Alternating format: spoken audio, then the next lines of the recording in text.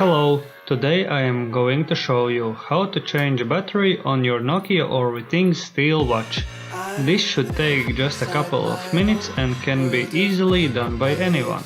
To get started, you need a replacement CR2025 battery and a watch opening tool from the box in which your watch came in, or any thin flathead screwdriver will work.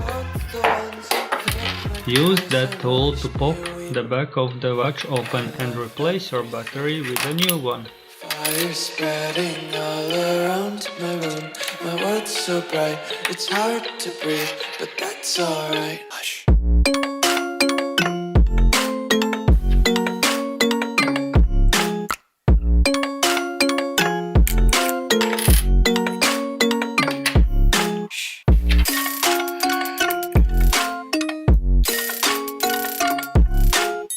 Before closing the cover, please clean the O-ring and the grooves on both the watch and the case for your watch to remain waterproof. After you have cleaned everything, just pop the back of the cover on, connect the watch to your phone to set the time and enjoy it for 8 more months. World of make-believe, kids screaming in their cradles, profanities.